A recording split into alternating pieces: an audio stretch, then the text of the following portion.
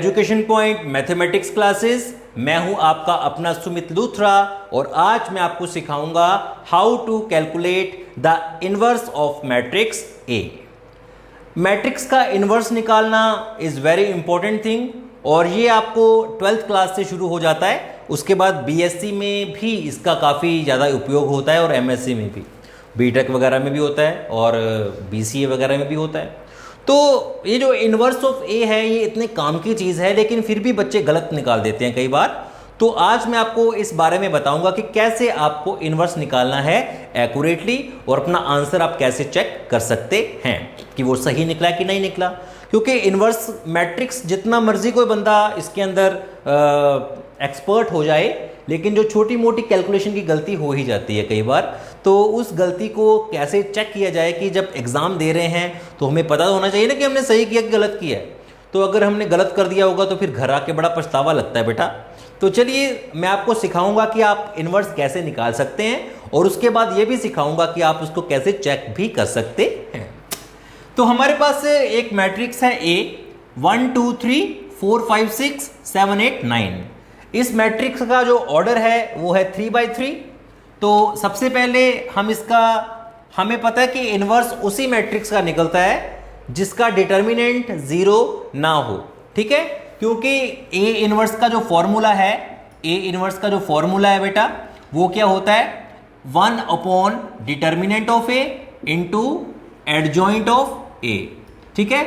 तो जो डिटर्मिनेंट है अगर वो 0 हो जाएगा तो ये एग्जिस्ट ही नहीं करेगा, ये तो इनफाइनाइट हो जाएगा। इसकी वजह से हमें इस डिटर्मिनेंट को 0 नहीं होना चाहिए हमारे लिए। तो चलिए सबसे पहले इसका डिटर्मिनेंट निकाल लेते हैं। डिटर्मिनेंट निकालना बड़ा इजी है बेटा। सबसे पहले लेंगे 1, इसकी रो और कॉलम को छोड़ देंगे।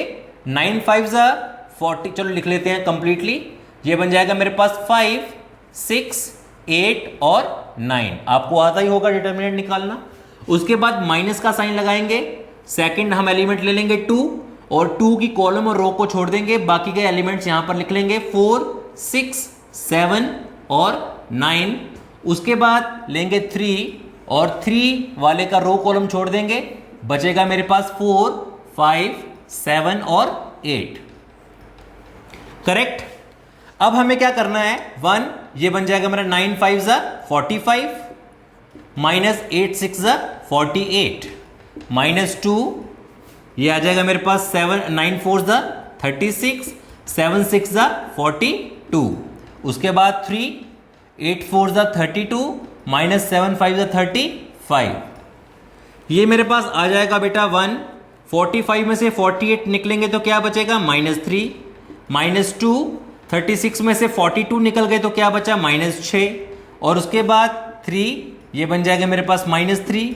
इनको सॉल्व करूंगा तो ये आएगा मेरे पास -3 माइनस माइनस +12 और ये आ जाएगा मेरे पास 3 - 3 -9। तो ये बन जाएगा -9 और -12, सॉरी -9 -3 -12 +12, ये बन गया 0। और अगर ये बन गया 0 तो therefore A inverse does not exist. ये एग्जिस्ट ही नहीं करेगा, it will not exist, okay. तो ये बेटा यहां पर एग्जिस्ट नहीं करेगा क्योंकि इसका जो डिटर्मिनेंट है वो निकल रहा है 0, ओके।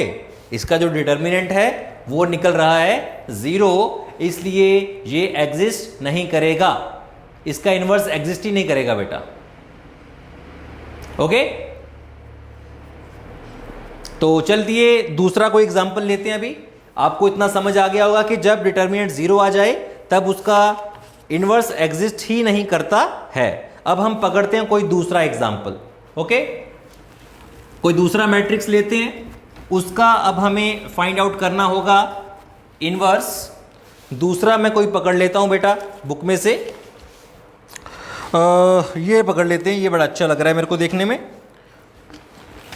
ए मैट्रिक्स है मेरे पास 3 2 1 4 -1 2 7 3 -3, ओके। सो ये this is the matrix, okay. सबसे पहले इसका हम डिटर्मिनेंट निकाल लेते हैं।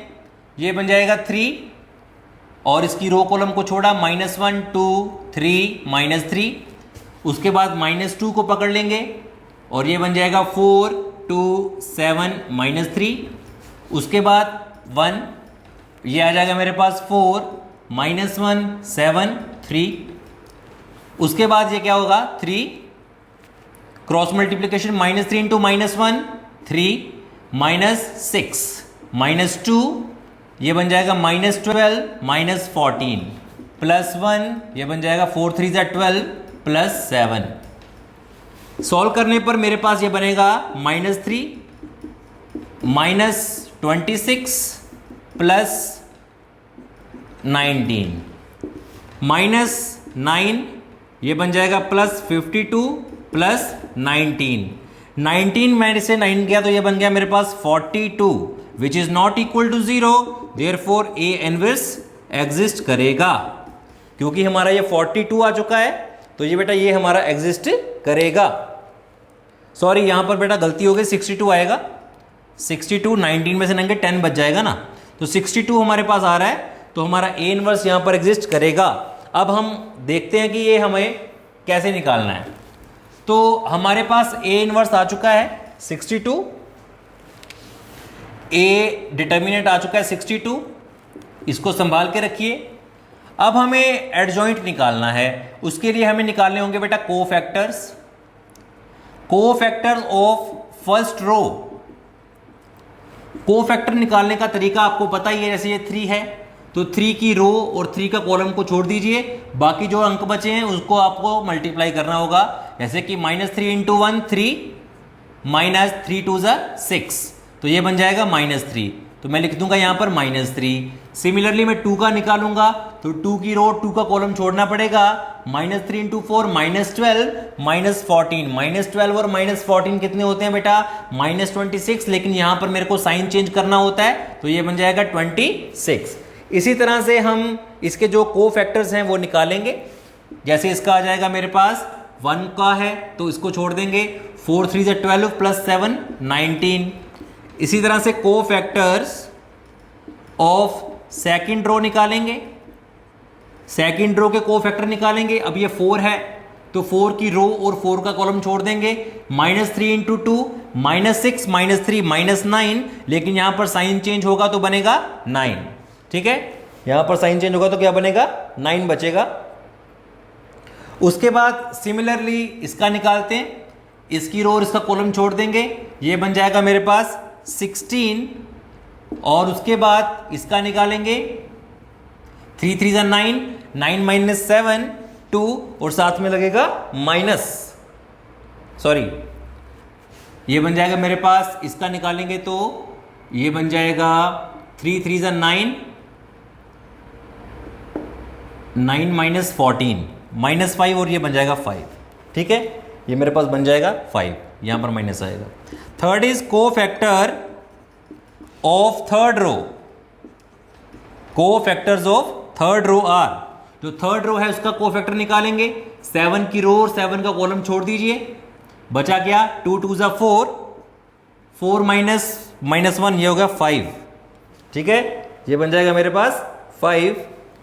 उसके बाद नेक्स्ट इज इसका निकालेंगे, इसकी रो कॉलम छोड़ दिया, 3 2 6 -4, यह आ जाएगा मेरे पास, यह आ जाएगा मेरे पास -2।